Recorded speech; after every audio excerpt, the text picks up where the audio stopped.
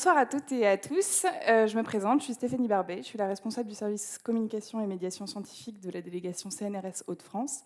Et j'ai le grand bonheur ce soir d'animer cette belle cérémonie des talents.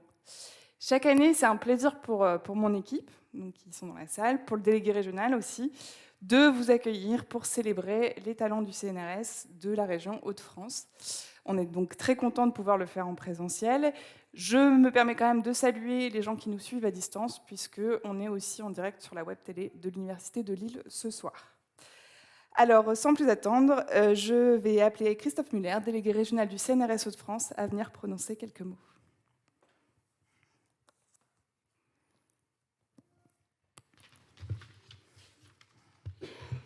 Bien, bonsoir à toutes et à tous. Merci Stéphanie, merci à nouveau de piloter cette belle soirée, cette cérémonie de remise des médailles, qui est un moment important des délégations régionales en général et en particulier de la délégation régionale Hauts-de-France. Donc j'en profite au passage effectivement pour remercier Stéphanie et toute son équipe pour avoir organisé toute cette cérémonie avec évidemment beaucoup de préparatifs en amont et on en verra quelques belles réalisations tout à l'heure. Donc, quoi qu'il en soit, très heureux de vous accueillir ici ce soir pour cette cérémonie. Très heureux d'accueillir donc deux représentants de nos instituts, 2 parmi 10. Donc, en la personne d'Ali Charara, qui est directeur de l'INS2I du CNRS, et de Thérèse Huet.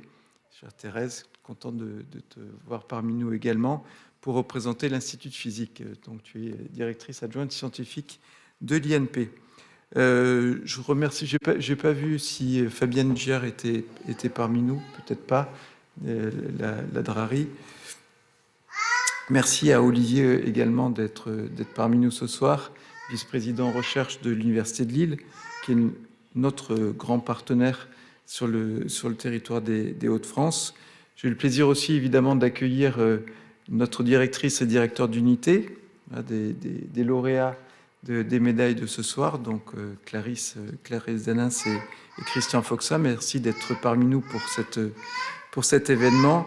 Et puis, évidemment, bienvenue aux 2 lauréats que nous aurons l'occasion de voir et d'entendre un tout petit peu plus tard dans cette cérémonie.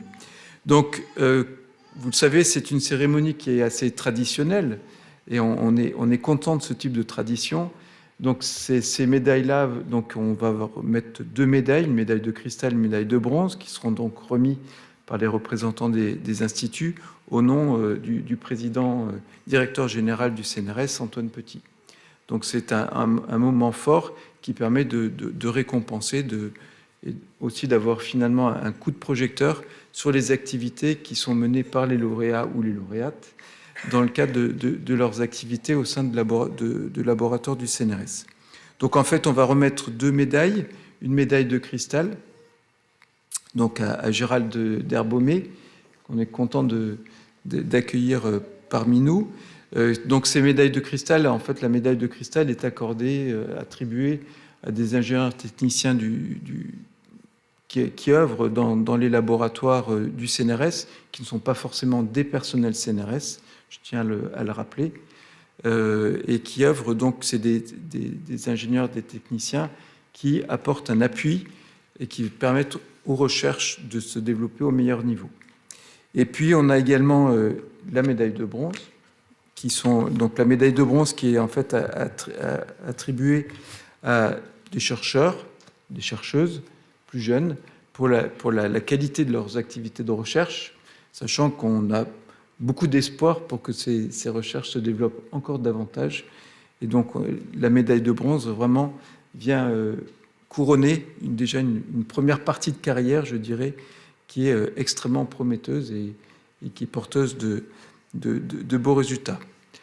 Donc, vous succédez finalement à d'autres lauréats. Alors, l'année dernière, on avait une cérémonie un petit peu plus conséquente, Covid oblige, puisqu'en fait, on avait regroupé en une fois les médaillés 2020 et 2021.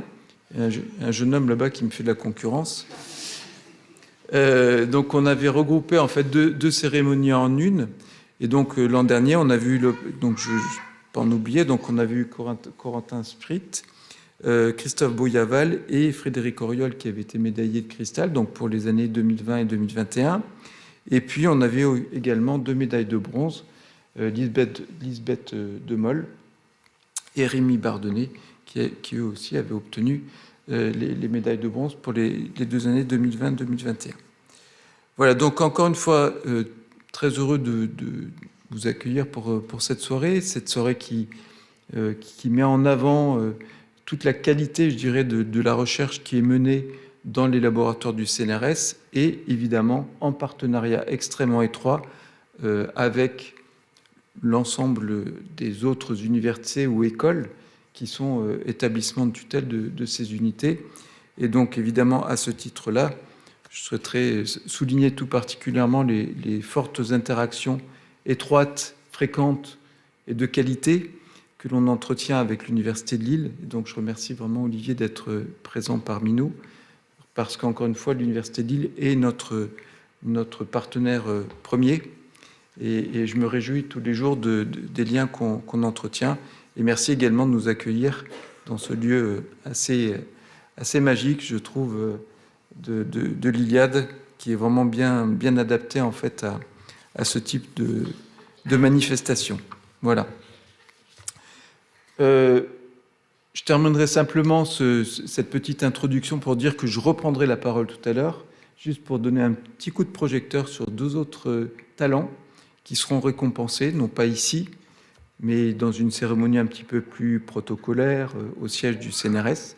Mais donc je fais un peu de teasing, pour l'instant je ne vous dis pas de qui il s'agit, vous verrez ça tout à l'heure. Voilà, donc je redonne la parole à Stéphanie, et encore merci de nous piloter pour cette soirée. Merci et passez un bon moment. Merci Christophe. Du coup, j'appelle Olivier Collot, vice-président recherche de l'Université de Lille, à venir prononcer quelques mots. Très bien, merci Stéphanie. Monsieur le délégué régional, monsieur le directeur d'institut, que j'ai plaisir à revoir alors qu'on ne s'était pas recroisé depuis quelque temps, madame la directrice d'unité, monsieur le directeur d'unité, madame la directrice adjointe scientifique de l'INP, et puis mon camarade qui se cache juste à côté, le vice-président en charge de la valorisation à l'Université de Lille. Mesdames et messieurs, bonsoir. C'est toujours un plaisir de venir dire quelques mots ici, parce que si on fait cette cérémonie, c'est qu'il y a des talents, et des talents dans des unités qui sont partagées avec le CNRS. Et c'est un grand plaisir de montrer que, au cours des années, eh bien, dans nos unités de recherche partagées, eh bien, il y a des talents qui s'expriment et dont l'expression de ce talent est récompensée par les institutions. Et encore cette année, avec une médaille de bronze pour Éléonore et puis médaille de cristal pour Gérald, ça démontre que la recherche qui est effectuée au sein de nos unités est une recherche de valeur et qui est reconnue au niveau national. Alors j'ai forcément un petit sentiment tout particulier pour Gérald, puisque dans une vie antérieure qui n'est pas si lointaine, j'ai eu le plaisir, l'honneur de diriger une très grosse unité de recherche que connaît bien Clarisse. Et j'ai vu grandir ce garçon entre son arrivée à Cristal et aujourd'hui. Et je trouve extrêmement mérité cette reconnaissance. Et je sais à quel point il est engagé auprès des équipes de recherche et des plateformes qu'il dirige. Et je suis parfaitement conscient de l'investissement qu'il y a mis. Et je trouve que c'est très mérité que tu reçoives cette médaille. Donc je ne vais pas monopoliser la parole plus longtemps. Je vous remercie tous et bravo à Éléonore et bravo à Gérald pour cette belle distinction.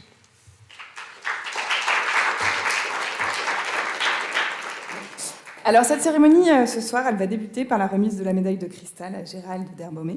Mais avant de procéder aux prises de parole, je vous propose de découvrir en images qui est Gérald.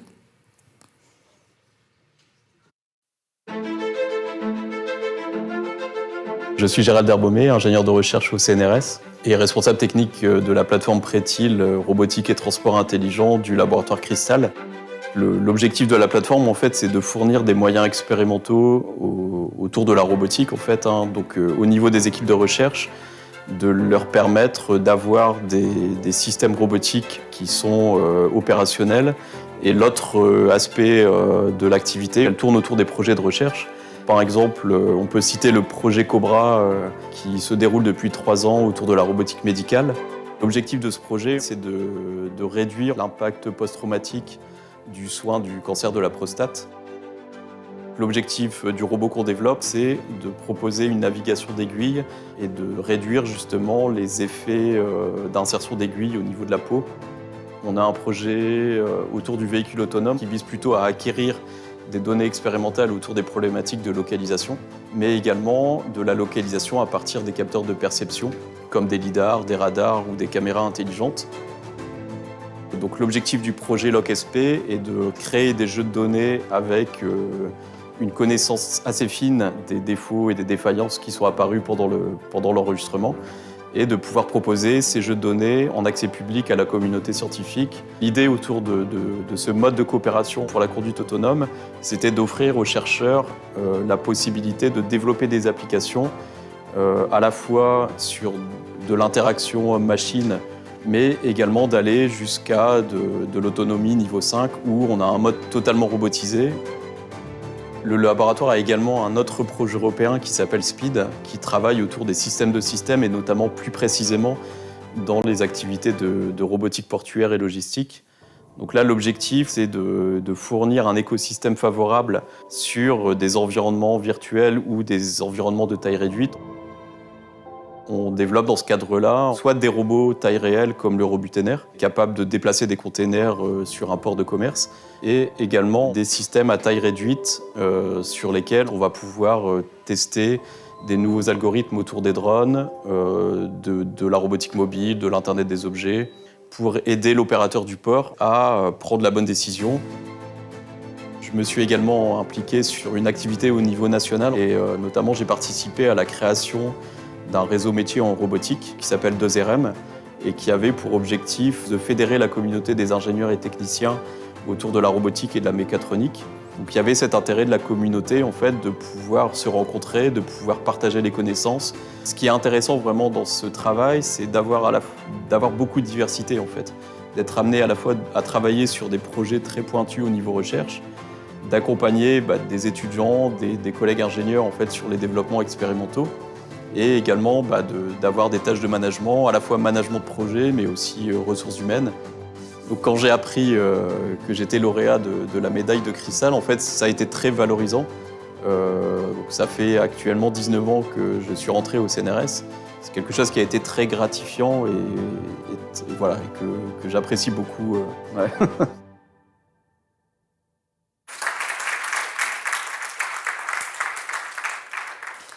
J'appelle donc Clarisse Danins, directrice du Centre de recherche en informatique, signal et automatique de Lille, à venir prendre la parole.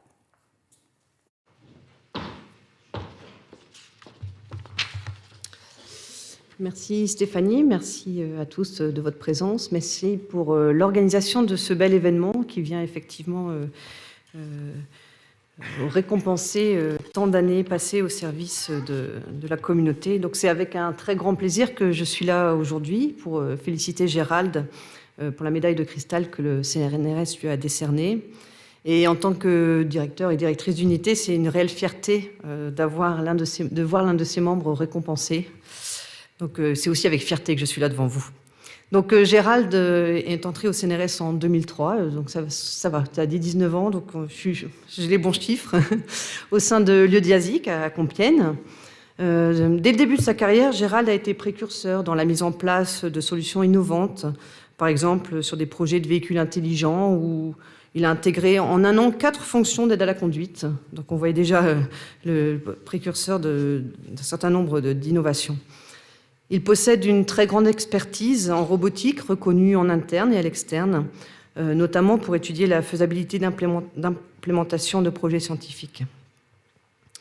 Expert en développement de systèmes embarqués temps réel, il maîtrise la programmation informatique, les middleware, les outils pour la robotique, etc.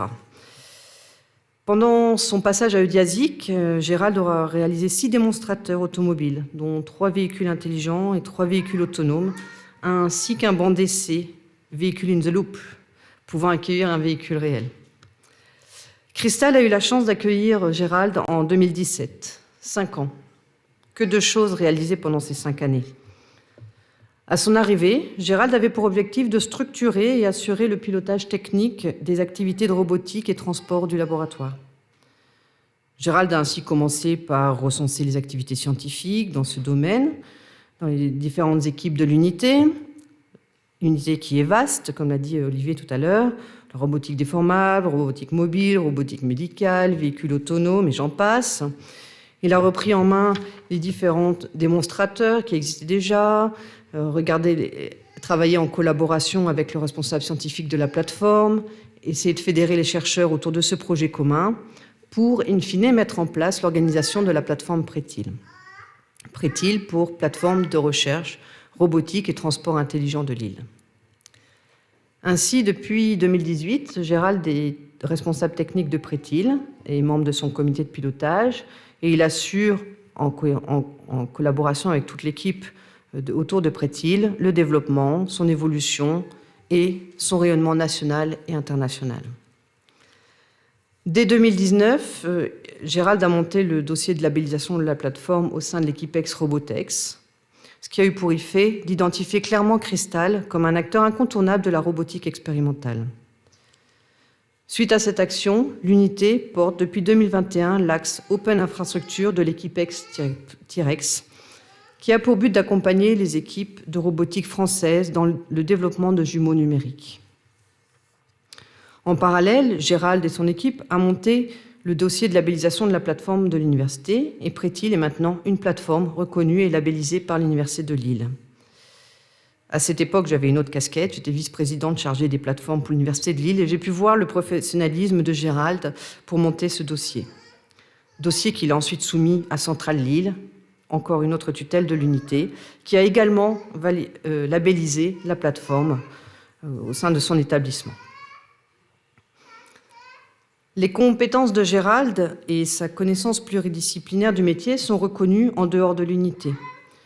Et ça lui a valu d'être identifié et capté par l'INS2I pour devenir chargé de mission plateforme depuis 2019.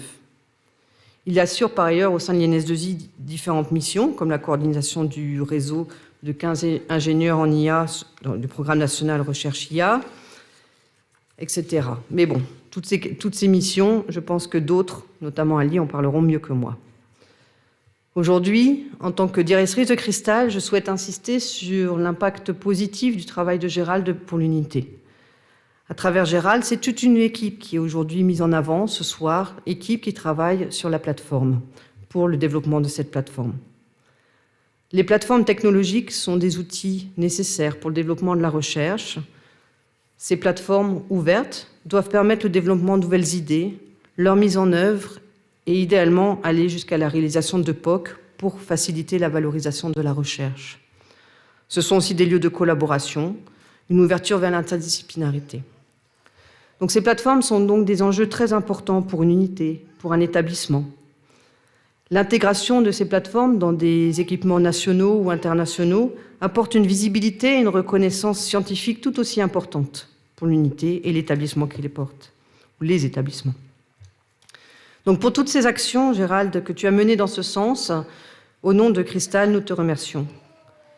La médaille qui t'est décernée aujourd'hui vient récompenser tout cet investissement au profit de l'unité, de l'UNS2I, du CNRS, de la science en général.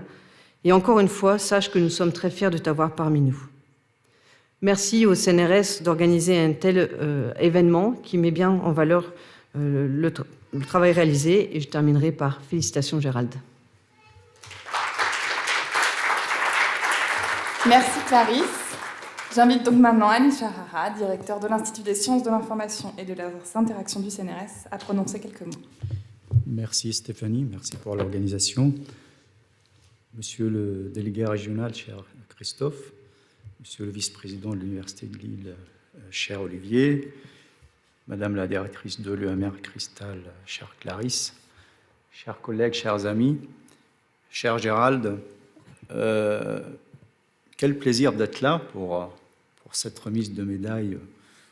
Quand je t'ai appelé il y a quelques mois pour t'annoncer la bonne nouvelle que qu'au nom de PDG du CNRS, le CNRS t'attribue la médaille de cristal, et tu m'as dit, tu étais surpris et tu étais fier, mais tu m'as dit, qu'ai-je fait pour être récompensé? Et tu m'as dit qu'il y a d'autres qui méritaient. Effectivement, heureusement qu'il y en a d'autres qui méritent cette médaille. Mais ce que tu as fait, ce que tes qualités, tes compétences parlent pour toi, et tu as pour te dire que toute cette mérite, que cette distinction est largement méritée après arbitrage, donc la décision du PDG du CNRS, après arbitrage du comité de direction du CNRS, pour dire que c'est une reconnaissance de l'ensemble du CNRS pour ton travail et ton investissement. Je veux dire aussi, à titre personnel, je suis ému d'être là. Tu sais bien, Gérald, je t'ai vu grandir. 19 ans, effectivement. Tu es arrivé, moi j'étais au laboratoire Idiasic, effectivement. Tu es arrivé il y a une vingtaine d'années, un peu plus.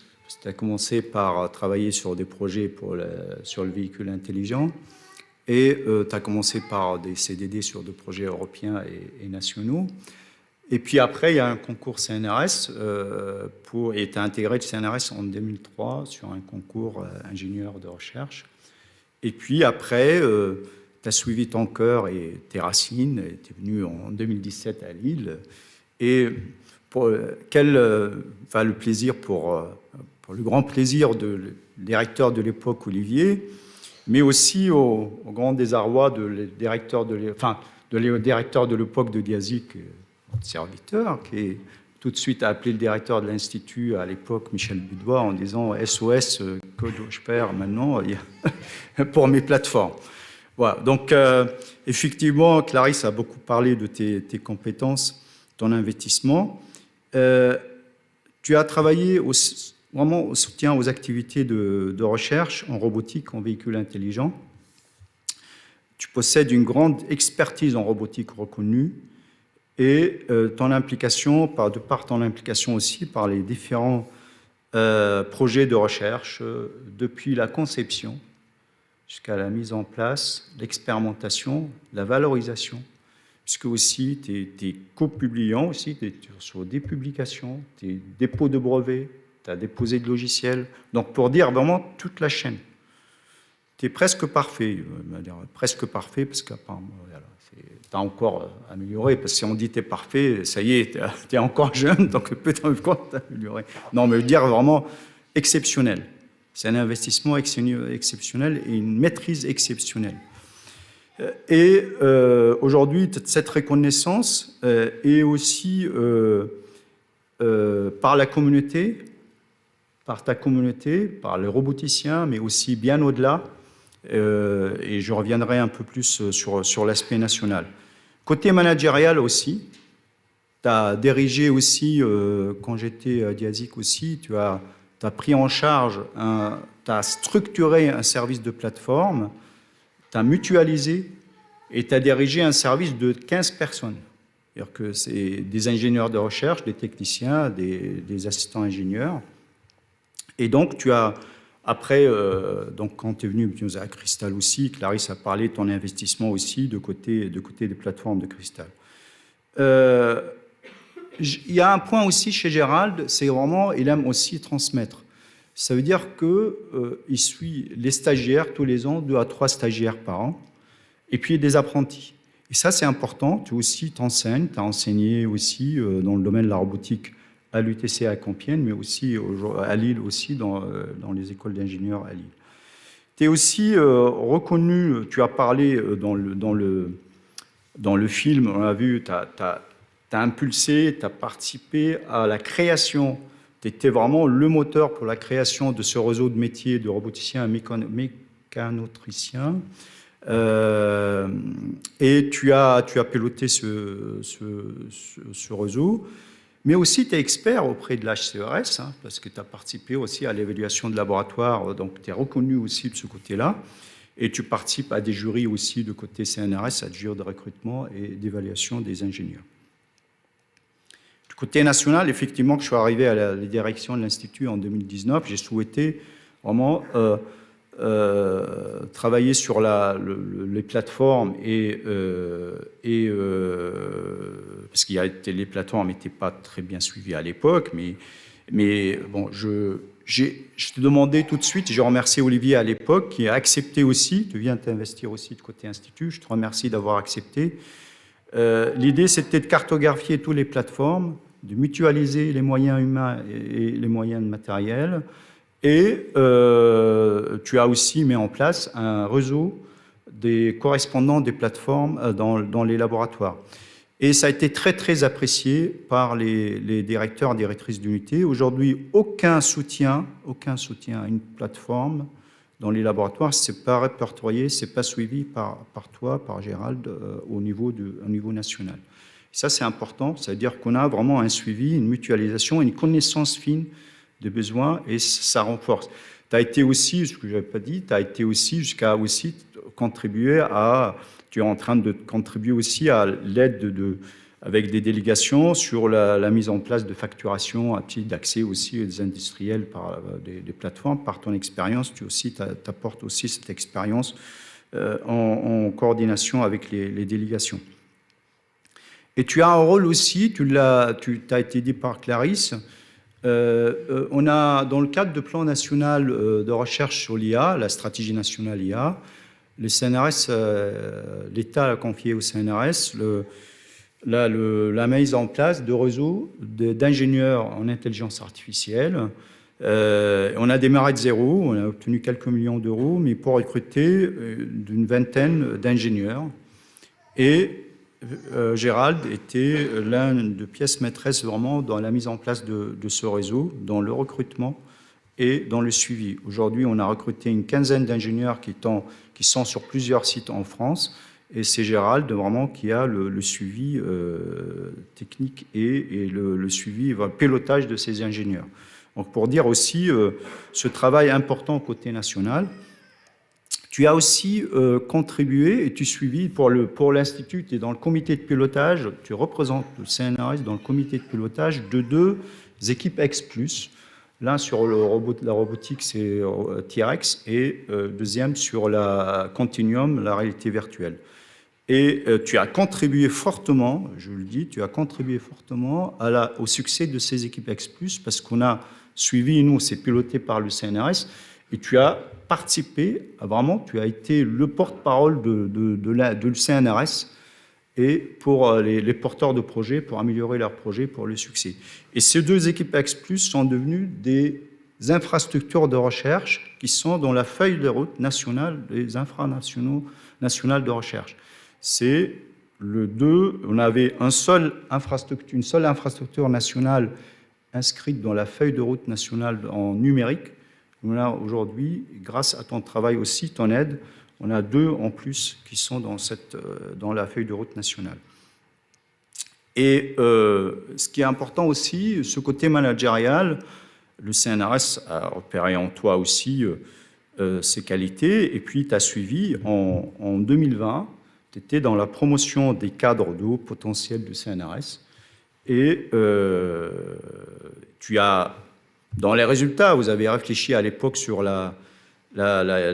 l'expertise, et suite à ce travail de cette promotion, il y a eu la mise en place de la mission pour l'expertise scientifique, qui est aujourd'hui opérationnelle au CNRS auprès du directeur général délégué à la science. Donc, en une vingtaine d'années de carrière au CNRS, tu as travaillé dans 2 unités de recherche, tu as contribué de façon exceptionnelle au développement des plateformes et des démonstrateurs nationaux. Tu as contribué à des activités nationales au service de la recherche. Tu es vraiment un agent, je veux dire, exemplaire. C'est-à-dire, quand on parle parfois on caricature les fonctionnaires ou les agents de l'État, je veux dire, tu es vraiment exemplaire. Tu fais honneur, vraiment. Moi, je le dis avec fierté, que tu fais honneur vraiment au service public, à la fonction publique, par ton travail et ton exemple. Et c'est l'une des aussi... le CNRS a voulu aussi mettre en avant de personnel, parce qu'il y a les chercheurs, effectivement, sous les médailles pour les chercheurs, mais pour le personnel technique administratif, c'est important aussi de montrer l'exemple et de ceux qui s'investissent pour la collectivité et la communauté. Et tes qualités humaines, tes compétences, tu sais, tu as un fan club à l'INS2I, pas seulement, parce que par ses qualités, vraiment, Gérald, c'est pas seulement des compétences techniques, mais humaines aussi. C'est-à-dire, il est toujours souriant, il avance, il propose, et quand il y a, voilà, tout le monde veut travailler avec toi, tu le sais bien, et tant les réunions avec toi, donc voilà, donc tu es attendu, tu es suivi en direct aujourd'hui aussi, tu peux, voilà, au niveau de l'Institut, au niveau des laboratoires aussi. Et je vais terminer pour dire vraiment les NS2I et le CNRS sont fiers de ton travail. Tu es une référence, un exemple pour tes compétences, ton investissement au service de la communauté. Cher Gérald, merci pour tout et vivement la suite. Merci encore. Gérald, je t'invite à monter sur scène. Et la médaille est juste derrière. Donc Ali Charara va te remettre ta médaille de cristal. Cher Gérald, au nom du président-directeur général du CNRS Antoine Petit, j'ai le plaisir et l'honneur de te remettre la médaille de cristal. Merci. Avec toutes les félicitations.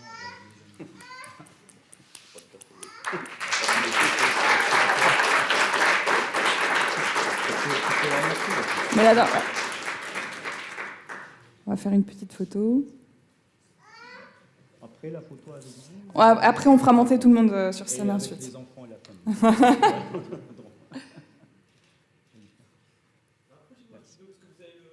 Très bien. On a... l'écran qui est regardez-moi bien. Ouais. Allez, 3, 2, 1, c'est parti. C'est parfait, merci. Du coup, Gérald, je te laisse la parole. Voilà. Est-ce que tu veux que je te la tienne en attendant ? Bah, bonjour à toutes et à tous. Alors, j'ai préparé, on m'a dit qu'il fallait que je fasse un petit discours. Hop, je vais bien régler le micro, je suis pas très grand. Donc je voulais déjà dire aujourd'hui que j'étais vraiment très ému en fait d'être là, enfin d'avoir toute ma famille à côté, mes enfants, mon épouse, ça va être... et mes parents, que je suis très fier aujourd'hui d'être de moi. Voilà, et enfin comme vous le voyez, je suis pas forcément très calé en discours, et du coup j'ai essayé de me faire conseiller en fait. J'ai posé des questions en fait à ceux qui avaient déjà eu l'occasion de participer à des événements comme ça. Ils m'ont dit c'est pas compliqué, c'est juste des remerciements, des blagues. Donc pour les remerciements, j'en ai 3412 à faire. Donc je pense que ça devrait aller de ce côté-là. Pour les blagues, je suis désolé, hein, je vais peut-être pas réussir ce soir, mais... Et du coup, il m'a dit aussi, ce fameux conseiller, en fait, il y a un truc qui peut paraître évident aussi, mais il faut que tu dises pourquoi tu as eu cette médaille. Donc, effectivement, comme tu le disais, Ali, en fait, c'est ce que je t'ai dit le jour où tu me l'as annoncé. Et je me pose encore vraiment la question. Mais, du coup, ça m'a fait penser, en fait, quand je suis avec des amis ou de la famille et qu'on me dit « Mais c'est quoi ton boulot? Qu'est-ce que tu fais, ingénieur en robotique dans un labo CNRS? Qu'est-ce que ça veut dire ?» Et vous prenez un banquier, c'est pas compliqué. En fait, un banquier, il ouvre des comptes en banque, il prend l'argent au pauvre pour alimenter les actionnaires. C'est facile à expliquer, mais pour un ingénieur en recherche,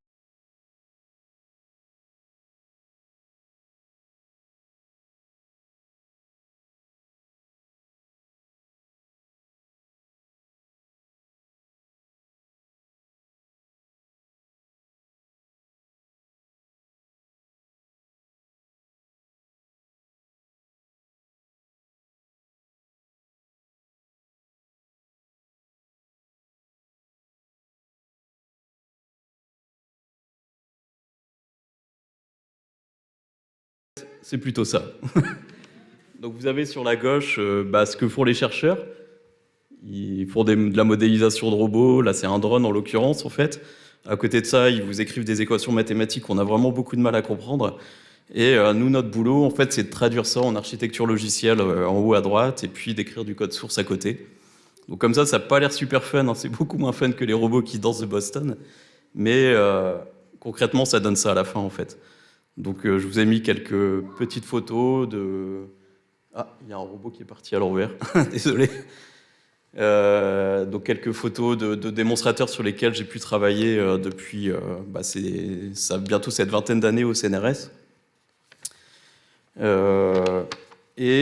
Mais tout ça, en fait, ça reste du matériel. Et finalement, moi, ce que je retiens vraiment de mon activité, c'est plutôt toutes ces personnes. ces ingénieurs, ces collègues avec qui j'ai l'occasion de travailler au quotidien. Et j'ai repris aussi, comme tu disais Ali, en fait, les photos des nouveaux arrivants, là, les ingénieurs en IA, qu'on a mis, qu'on coordonne au niveau de l'Institut et qui travaillent à destination de tout le CNRS. Donc vraiment, pour tous les instituts du CNRS qui ont des projets en IA, ils sont en train de faire des miracles en fait, au sein des labos. Et j'en profite justement, quand on parle de l'Institut, en fait, de remercier une nouvelle fois Ali pour ton soutien et durant toutes ces années. Donc c'est une longue histoire. En fait, on a été d'abord collègues où on a travaillé sur des projets, ensuite tu as été mon directeur, puis tu n'as plus été mon directeur et tu es revenu. Et j'en profite également pour remercier la direction de Cristal, donc Olivier, Clarisse, Géry aussi, qui a assuré l'intérim pendant cette période où j'ai pu recevoir cette médaille. Et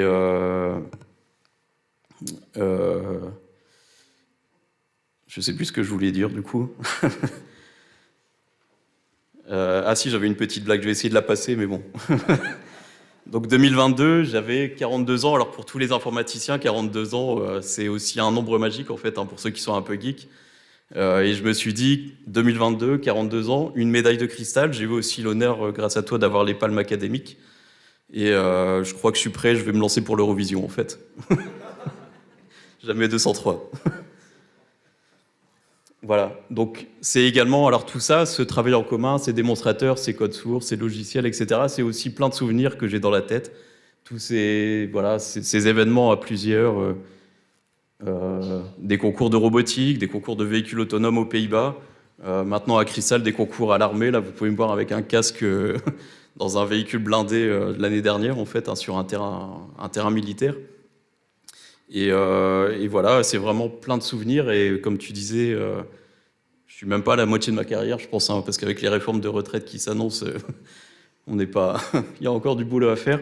Et c'est vraiment un plaisir tous les jours. Et je voulais terminer pour dire un grand merci à tout le monde et surtout de refaire un petit coucou à mes enfants, Chloé, Axel, Camille, Maël. Le petit Maël qui fait beaucoup de bruit, désolé. Mais je crois qu'il comprend pas encore tout. Et puis surtout dédier ça à mon épouse Caroline, qui est toujours là à mes côtés. Et dans les moments festifs et joyeux comme aujourd'hui, mais aussi dans les moments un peu plus compliqués, dans les moments de doute. Voilà. Merci beaucoup. Et coucou à tout le monde. Alors du coup, je vais vous demander, ceux qui ont pris la parole, de revenir sur scène pour la photo. Tiens, hop, on va faire un petit échange. Allez-y, je vous en prie.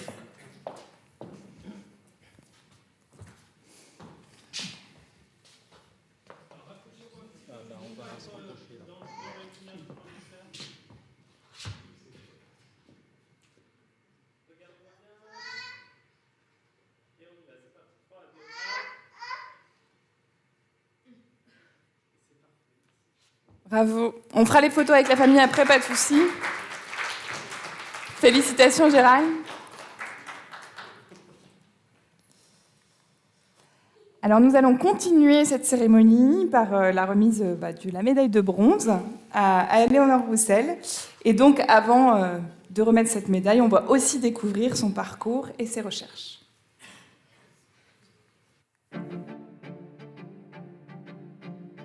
Je m'appelle Éléonore Roussel. Je travaille actuellement au laboratoire Flamme. Lors de mon master, j'ai eu l'opportunité de faire un stage sur les accélérateurs. Ça m'a tout de suite plu, j'ai tout de suite accroché. Et j'ai ensuite fait une thèse sur les instabilités qui apparaissent dans ces accélérateurs. L'idée, c'est que ces accélérateurs servent à produire de la lumière. Donc en fait, on utilise des électrons qui circulent à la vitesse de la lumière dans ces accélérateurs et qui produisent de la lumière. Typiquement du rayonnement qui va du rayonnement X au rayonnement infrarouge terahertz. Et cette lumière est ensuite utilisée par d'autres scientifiques pour étudier la matière, donc pour étudier les atomes, les molécules, la biologie. Moi, ce qui m'intéresse, c'est de comprendre le fonctionnement de ces accélérateurs. Il ne suffit pas d'appuyer sur un bouton pour que ça fonctionne, il y a des instabilités qui apparaissent, ça gêne la production de la lumière. Et donc, mon travail consiste à étudier et à améliorer ces sources de lumière. Et aussi de penser au futur. Ces infrastructures, ces accélérateurs sont très gros, sont de très grosses machines, et il y a une tendance actuelle sur comment faire des accélérateurs miniatures et compacts.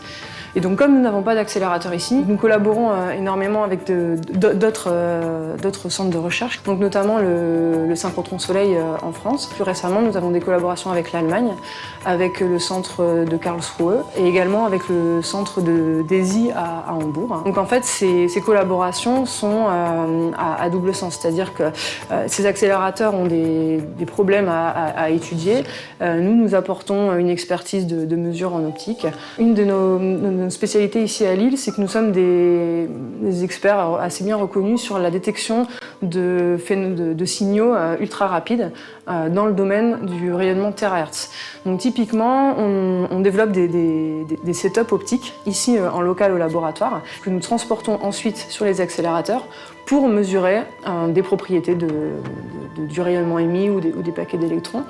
Et pour cela, nous utilisons des systèmes de laser à base de fibre optique, des cristaux non linéaires dans lesquels on fait interagir le rayonnement émis par les électrons avec un laser. Et ensuite, nous analysons ce laser pour obtenir des informations sur ce qui s'est passé dans l'accélérateur.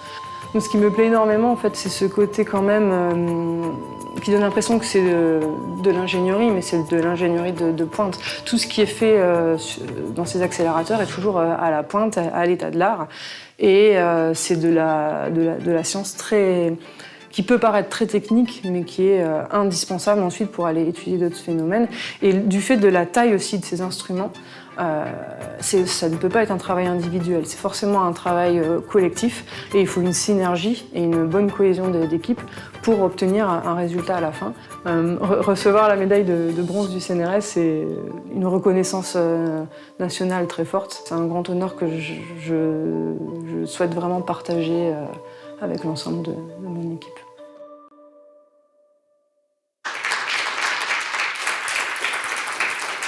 J'appelle donc Christian Foxa, directeur du laboratoire de physique des lasers, atomes et molécules, à venir prononcer quelques mots.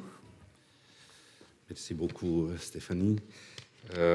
Monsieur le délégué régional, messieurs les vice-présidents de l'université, monsieur le directeur d'institut, madame la directrice adjointe scientifique, madame la directrice d'unité,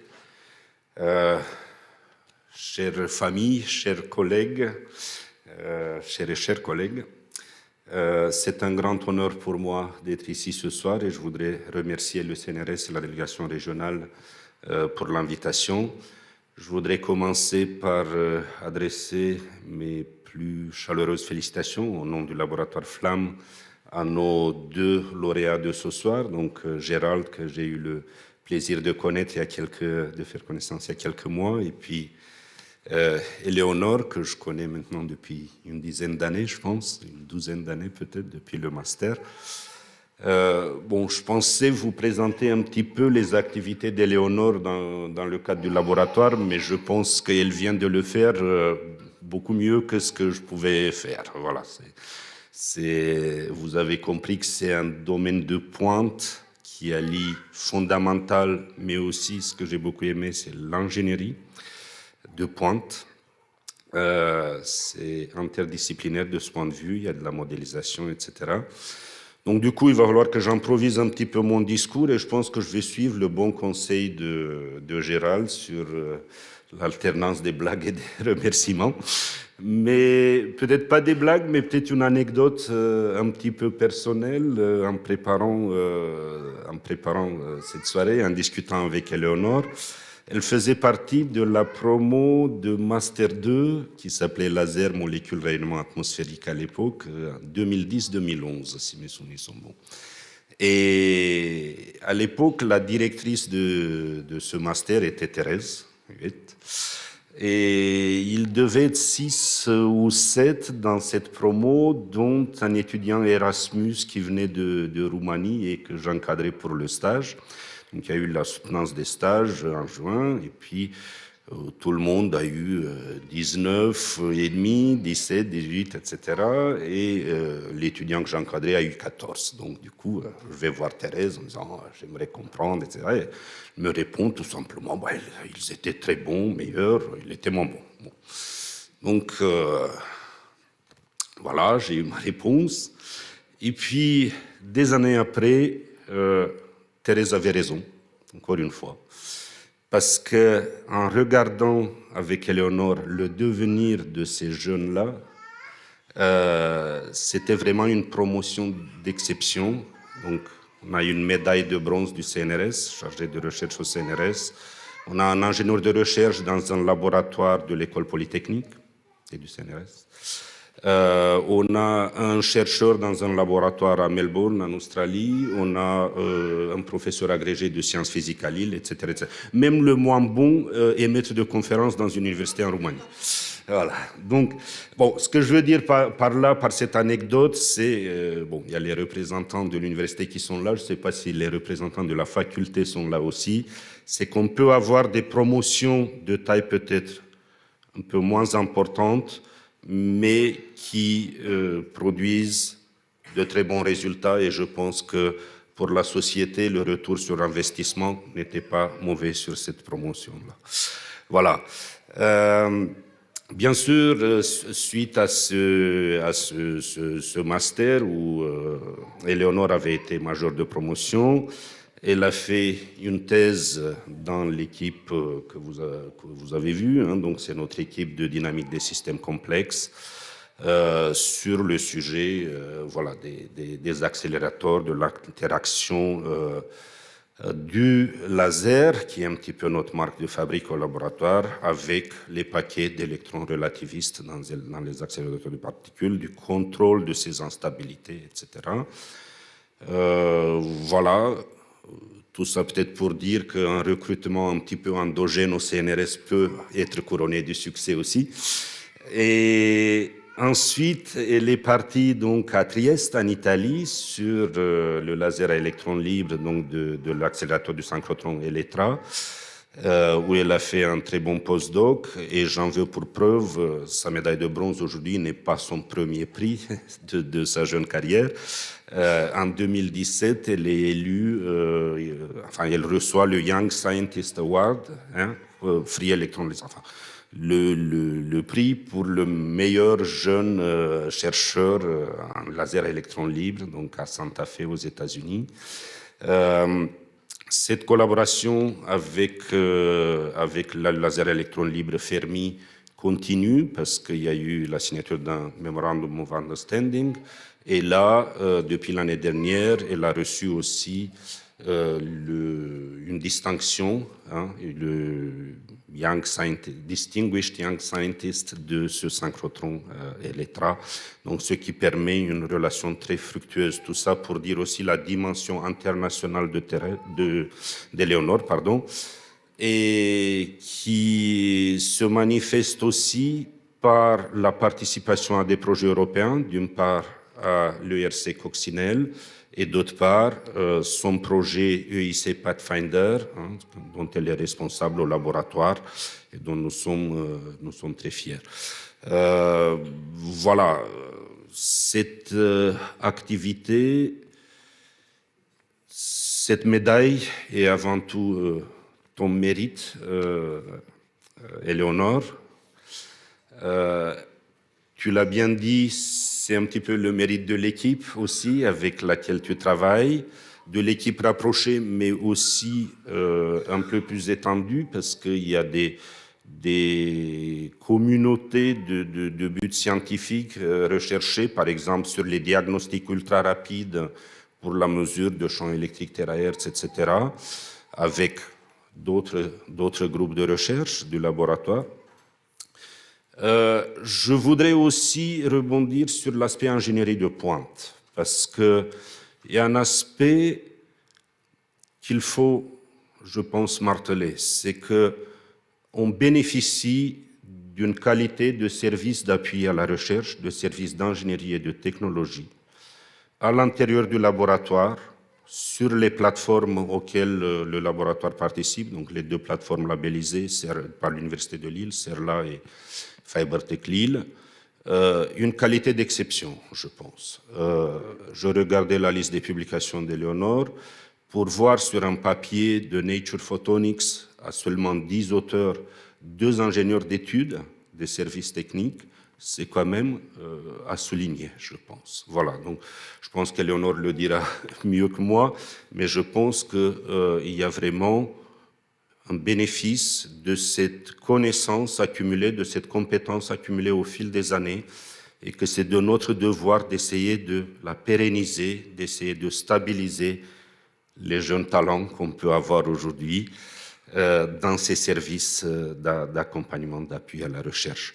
Il s'agit des services techniques, mais aussi des services administratifs, parce que quand on voit la complexité des dossiers à monter, donc là, on a l'expérience en cours avec le laser à électrons libres à l'accélérateur de Hambourg, au synchrotron DESY de Hambourg. Et là-dessus, je voudrais rendre hommage aux services administratifs du laboratoire, mais aussi à ceux de la délégation et de l'INP qui nous accompagnent. Nous ne sommes peut-être pas les derniers à vociférer parfois quand les choses n'avancent pas assez vite comme on le voudrait, mais il faut dire merci à ces collègues qui nous aident pour leur accompagnement et pour le montage de tous ces dossiers qui rendent possible de très beaux succès scientifiques, comme on peut le voir ce soir. Voilà, je ne vais pas m'attarder. Merci beaucoup. Félicitations encore une fois, Éléonore et Gérald, et à vos familles. Et merci à tous. Passez une bonne soirée. Merci. Monsieur Foxa, j'invite donc Thérèse Huet, qui est directrice adjointe scientifique de l'Institut de physique du CNRS, à venir prendre la parole.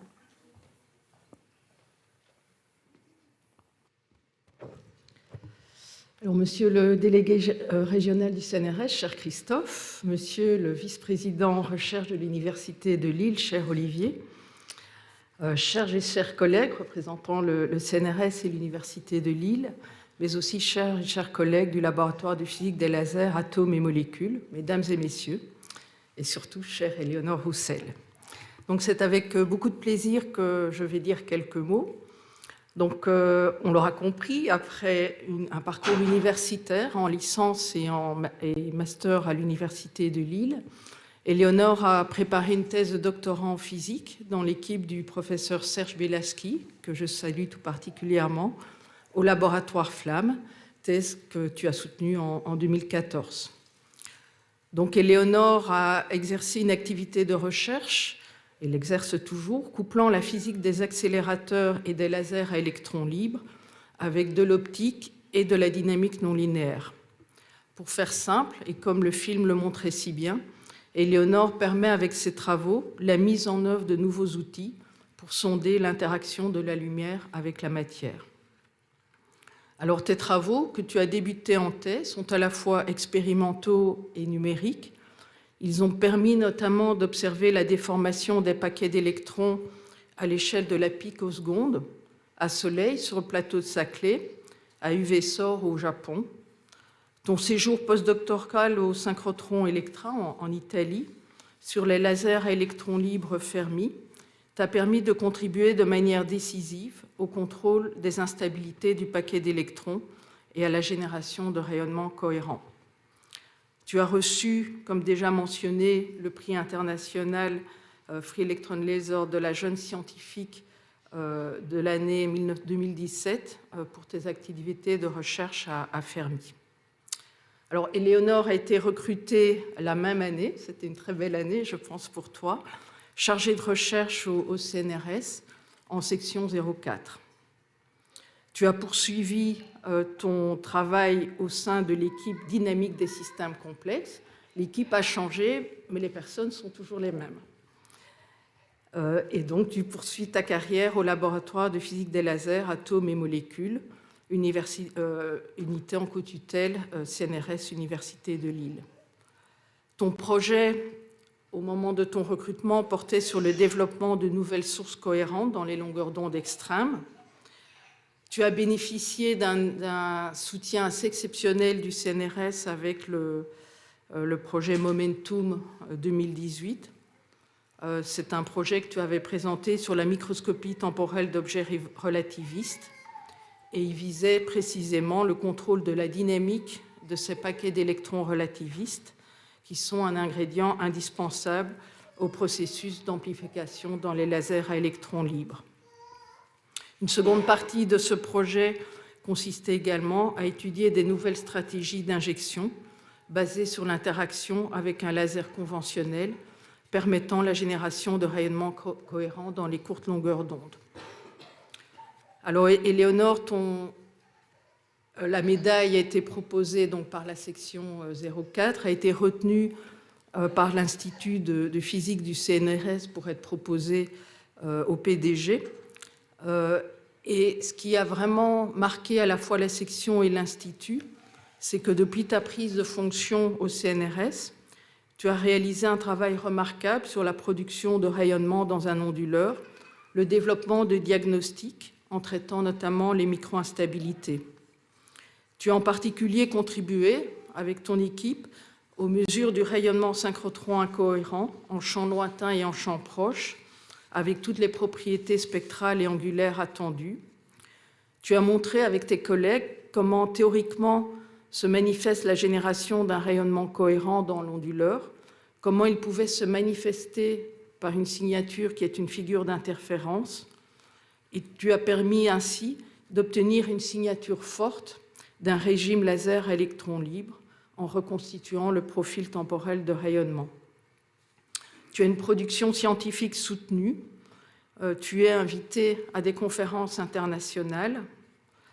En particulier, ta vision scientifique est déjà reconnue dans ta communauté, en particulier sur les grandes infrastructures de recherche françaises et européennes. Alors, on ne l'a pas vu dans le film, mais je pense que tu as des bonnes fées, quelque part sur le plateau de Saclay, au laboratoire d'optique appliquée, à Fermi, à Trieste, en Italie. Et ils sont tous autour de toi et ils disent le plus grand bien de ton activité. Donc, Éléonore, je voulais te féliciter, toi, ton équipe de recherche, et puis toutes celles et ceux qui ont contribué à ce beau succès, notamment sur les grands instruments, que ce soit en France ou à l'international. Donc, bravo. Éléonore, je t'invite à venir sur scène. Thérèse va pouvoir te remettre ta médaille.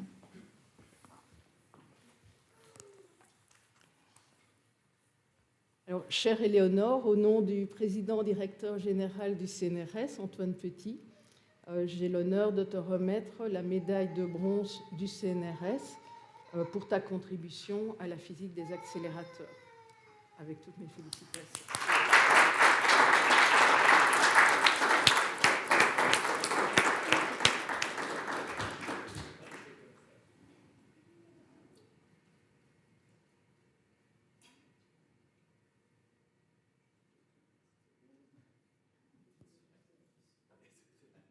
Merci. Éléonore.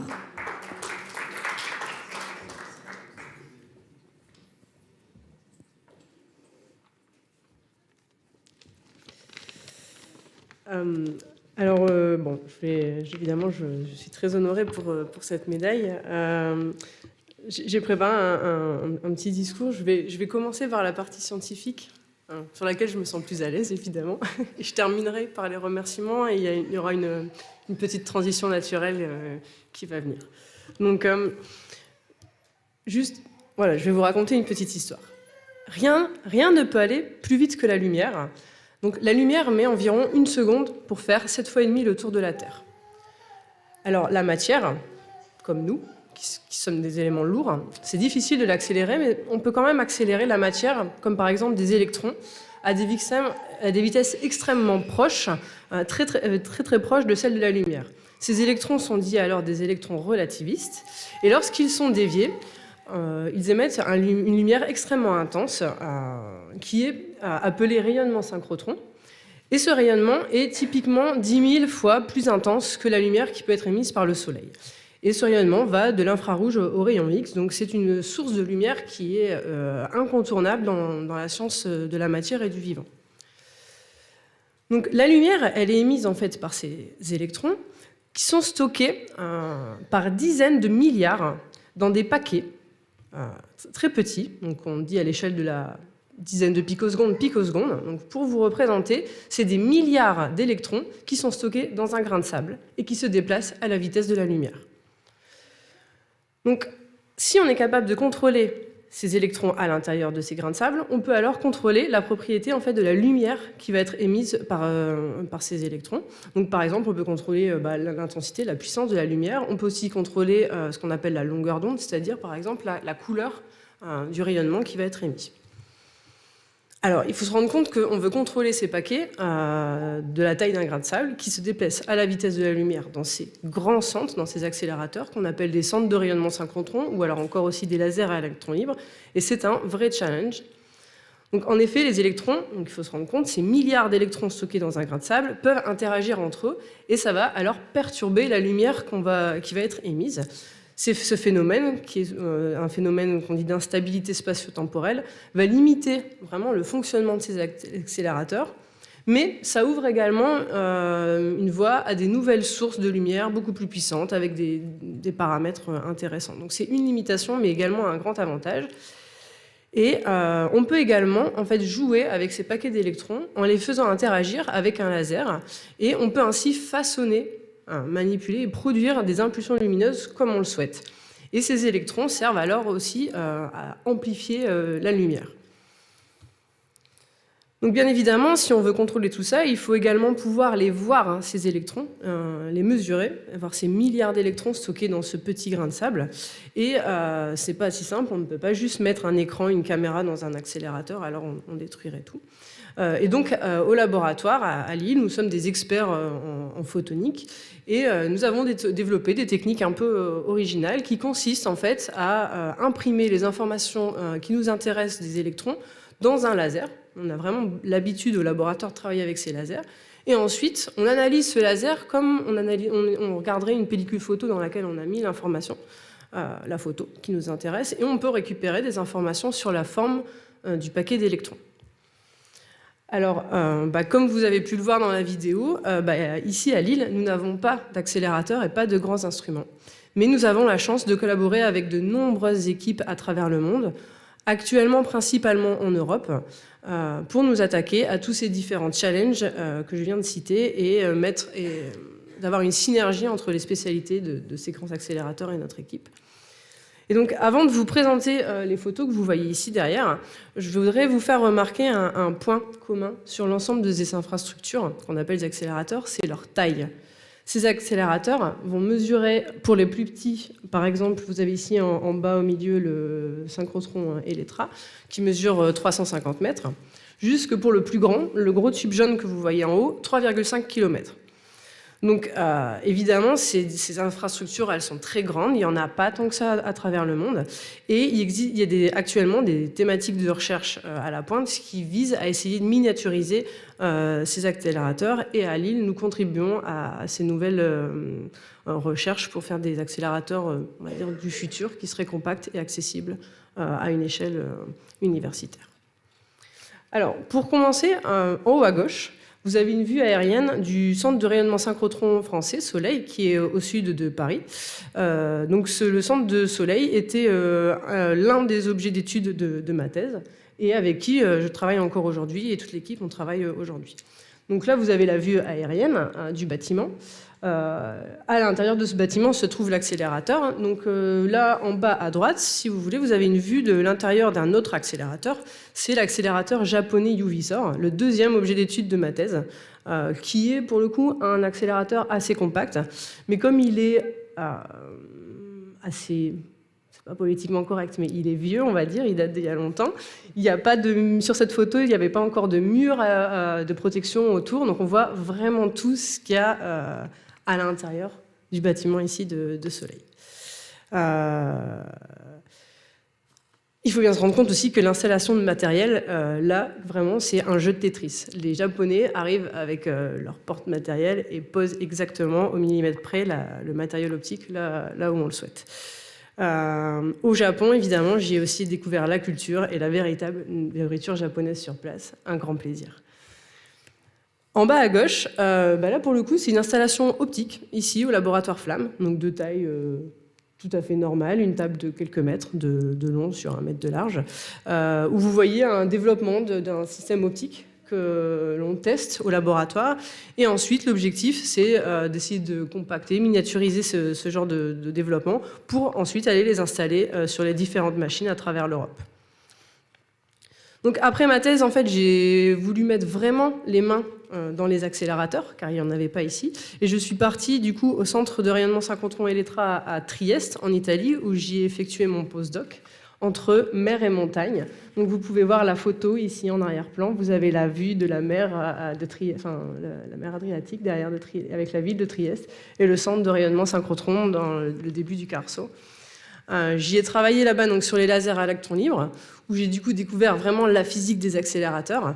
Aussi des expériences en équipe en 3-8. Il faut se rendre compte que ces grandes installations, une fois qu'elles tournent 24 heures sur 24, 7 jours sur 7, et le temps d'utilisation de ces machines est optimisé. Et on travaille, comme à l'usine, en 3-8, jour et nuit. Et ce qui fait aussi que du coup, on travaille vraiment dans une franche ambiance de rigolade, j'ai notamment eu beaucoup de taquineries sur mon accent français, malgré tous mes efforts pour parler italien. Actuellement, je collabore encore activement avec l'équipe de Fermi sur des projets liés à ce que je faisais à l'époque de mon postdoc, mais également des nouvelles activités sur le développement futur de Fermi. Donc, entre mon départ en postdoc et mon retour à Lille, l'équipe, ici, évidemment, elle n'a pas attendu après moi pour continuer à faire de belles rencontres et des belles collaborations, et notamment la collaboration avec le centre européen, le laser électron libre européen, European XFIL à Hambourg, en Allemagne, que vous pouvez voir ici en haut à droite, donc c'est ce grand tube. C'est un projet de plus d'1 milliard d'euros qui a permis la construction d'un laser à électrons libres unique dans le monde pour produire des rayonnements X à très haute cadence avec des impulsions mégahertz. C'est vraiment un instrument exceptionnel et un projet aussi européen avec allemand, russe, français, italien, enfin vraiment une énorme collaboration. Et enfin, pour terminer, il y a la photo ici à gauche, plus petite, de ce que j'appelle le projet Coccinelle, qui est en fait un prototype d'accélérateur compact. Donc celui-ci, c'est le plus petit. Le prototype fait 10 mètres de long. Et c'est le résultat d'une collaboration qui est portée par le synchrotron Soleil et des collègues allemands à Dresde qui sont spécialistes en fait, d'accélération compacte. Et je suis heureuse de vous annoncer que nous avons démontré pour la première fois qu'on pouvait utiliser ces accélérateurs compacts pour amplifier de la lumière comme dans un accélérateur traditionnel. Donc vous voyez qu'avec ces photos, cette médaille, c'est pas un prix individuel, c'est vraiment un prix collectif avec un travail énorme de collaboration sur des infrastructures qui sont tellement grandes que de toute façon, on ne peut rien faire seul. Et donc, pour terminer, je vais essayer de remercier les gens qui ont fait que j'ai pu recevoir cette médaille, qui est du coup le résultat d'un grand travail collectif. Du coup, je voudrais commencer par remercier particulièrement mes collègues actuels, mes collègues de ma thèse et qui sont toujours mes collègues actuels maintenant, qui sont là depuis le début, Serge Bielaski, Chris Sauzage et Clément Evin. Ils m'ont tout simplement tout appris. Leurs qualités scientifiques exceptionnelles, associées à une patience et une gentillesse hors pair, m'ont toujours été très précieuses. Leur soutien, leur disponibilité aussi dans les moments de doute ont toujours été d'une grande aide parce que réaliser ce genre d'expérience quand on est jeune doctorant et même encore jeune chercheur, c'est pas évident et l'expérience des collègues est vraiment indispensable. Je tiens à leur exprimer toute mon amitié pour le partage de la passion de la recherche, mais également bien plus, la falaise, le sport, la musique, les bons restos. Merci pour la bonne humeur quotidienne et la gourmandise partagée. Ensuite, je voudrais remercier Marie-Emmanuelle Coupry, qui n'est pas là, pour m'avoir embarqué dans le monde des lasers à électrons libres, clairement, et dans l'aventure coccinelle de cet accélérateur compact. Je voudrais aussi avoir une mention toute particulière à Marie Labatte, ma collègue du Synchrotron Soleil, qui est mon deuxième cerveau, ma famille d'accueil orcéenne. Nous avons partagé des soirées et des soirées d'analyse de données, de calcul, de galères à ne pas comprendre ce qu'on pouvait bien voir, observer et recommencer, du doute, des joies. Vraiment, Marie, merci. Mes pensées vont également aux Italiens, à l'équipe du laser électron libre Fermi, donc notamment à Luca Giannessi, qui est pour moi le grand maître des lasers électrons libres, Giuseppe Penco, Mauro Trovo, les rois de l'optimisation des accélérateurs, car on n'appuie pas sur un bouton et la lumière ne sort pas comme une ampoule, Enrico Alaria, un grand planificateur d'expérience et un scientifique exceptionnel. J'en aurais perdu beaucoup des paris avec lui sur le feeling scientifique qu'il avait. Et enfin, Eugenio Ferrari, un binôme au feeling de grande qualité. Enfin, avant de conclure, je voudrais remercier beaucoup de collègues ou amis de science qui ont fait que je suis là aujourd'hui devant vous et je vais donner des noms dans le désordre, mais je veux juste les nommer. Florent Réal, Alexandre Loulergue, Stéphane Delemotte, David Gardella, Bernd Steffen, Pascal Roy, Christelle Bruni, Marianne Stordeux, Marc Leparquier, l'équipe DISCO en général du laboratoire Flamme, l'équipe de soutien à la recherche du laboratoire Flamme, le laboratoire Flamme, le CNRS. Et enfin, je souhaite remercier ma famille pour sa confiance, son soutien depuis toujours, et mon mari, Mishka Popov, et mon petit Isaac Popov, pour leur présence indispensable à mes côtés tout au long de ce parcours quand même un peu de fou. Voilà, merci. Je vais vous inviter à remonter sur scène pour la photo auprès d'Éléonore avec ta médaille.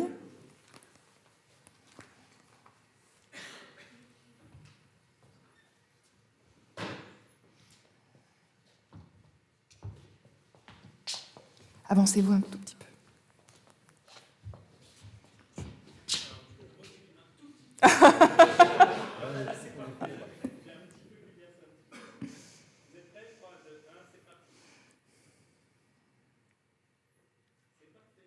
Merci. Félicitations, Éléonore. Et donc, pour cette dernière partie de cérémonie, alors Christophe peut-être ne te rassis pas, je vais inviter Christophe Muller, qui vous a fait un teasing d'enfer tout à l'heure, à venir présenter 2 autres talents du CNRS avant de clore cette cérémonie. Merci Stéphanie, merci pour cette belle soirée, cette belle cérémonie. Donc, vous l'avez compris, Éléonore et Gérald, cette soirée est la vôtre. Pour autant, je souhaitais mettre juste un tout petit coup de projecteur sur 2 autres récompenses qui seront attribuées à des chercheurs de la circonscription des Hauts-de-France. Le CNRS est riche en médailles. Hein, donc, ce soir, on a décerné 2 qui sont les médailles de cristal et la médaille de bronze. Il y a également la médaille d'argent, la médaille d'or, et puis une médaille de l'innovation. Enfin, voilà. Donc, il y a le portefeuille de médailles du CNRS s'étoffe progressivement au fil des années. Et donc, ce soir, je voulais juste, encore une fois, mettre un petit coup de projecteur sur 2 autres médaillés. Le premier qui est parmi nous, Franck Duménil, donc c'est des médailles en fait qu'on ne remet pas en délégation. Il y a une cérémonie plus officielle qui est organisée au siège du CNRS, et en particulier donc pour le cristal collectif. Donc c'est l'analogue étendu, je dirais, de la médaille qui a été décernée ce soir à Gérald, qui vient récompenser en fait un collectif, hein, ça porte bien son nom, de personnes qui, au sein d'un groupe de travail, ont apporté leur connaissance, leur expertise, leur temps, leur dynamisme pour apporter des solutions concrètes pour la vie des laboratoires. Et donc, je tenais à remercier au nom du CNRS Franck Duménil, donc, qui est vice-président, Olivier l'a mentionné tout à l'heure, vice-président valorisation et liens sciences et sociétés, et donc qui, à l'époque où Franck était encore directeur d'unité, a contribué à ce portail DU, qui est un outil intéressant, important, qui aide finalement les directrices et les directeurs d'unité au pilotage de leur laboratoire. Voilà, donc merci à Franck pour cette contribution. Et puis l'autre médaillé, non des moindres, qui est en fait Jean-Marie Tarascon, donc, qui a été directeur du laboratoire LRCS pendant de nombreuses années, donc laboratoire de chimie et réactivité des solides à Amiens, qui maintenant est professeur au Collège de France et donc à qui sera décernée la médaille d'or. Donc c'est la ministre Sylvie Retailleau qui lui remettra avec le PDG du CNRS, Antoine Petit, lundi prochain à la Maison de la Chimie. Et donc c'est évidemment une médaille. Donc Éléonore, vous savez maintenant quel est votre objectif. Hein. Donc qui est une médaille qui vient récompenser une carrière absolument incroyable de Jean-Marie sur le domaine du stockage de l'énergie, stockage électrochimique de l'énergie et en particulier des batteries. Alors juste pour la petite histoire, en fait, quand je devais être en fin de thèse à peu près, c'était au siècle dernier, dans les années 80, entre 95 et 96, par là, j'entendais parler d'un certain Jean-Marie Tarascon qui revenait des États-Unis et qui venait à Amiens pour finalement développer cette activité sur les batteries. À l'époque, je faisais une thèse sur la conduction ionique, donc un sujet pas très loin de ce que développait Jean-Marie. Et donc, il a effectivement apporté tout ce dynamisme au niveau national et international autour du stockage électrochimique de l'énergie et des batteries. Et donc, il est notamment à l'origine de 2 réseaux très importants, le RS2E, qui est un réseau national qui fédère à la fois des partenaires académiques et industriels, et puis de façon un peu plus large, le réseau Alistor, qui est un réseau européen, qui a un peu le même esprit en fait, mais qui est au-delà des frontières nationales. Voilà. Donc cette médaille lui sera remise, donc encore une fois, la semaine prochaine, lundi soir, nous y serons avec Stéphanie pour partager ce moment. Voilà. Donc ça me semblait important, au-delà, encore une fois, d'Éléonore et de Gérald, de souligner aussi ces 2 médailles-là. Donc encore bravo à vous deux. Très heureux d'avoir partagé ce moment. Je crois qu'il est temps, un petit cocktail nous attend, il me semble. La transition est parfaite. Du coup, on arrive à la fin de cette cérémonie. Merci Christophe. Comme il vous le disait, on vous invite au verre de l'amitié avec un petit cocktail. On va garder nos lauréats, peut-être leur famille, pour faire les dernières photos sur scène. Et on vous propose aussi un photobooth. Donc n'hésitez pas, vous pouvez y aller. Il y a Grégory qui sera, une fois qu'il aura terminé les photos ici. Hein. Et donc voilà, pour que vous puissiez repartir avec un souvenir de cette très belle soirée. Merci beaucoup à ceux qui nous ont regardés de chez eux et à ceux qui étaient présents ce soir sur scène. Merci Stéphanie.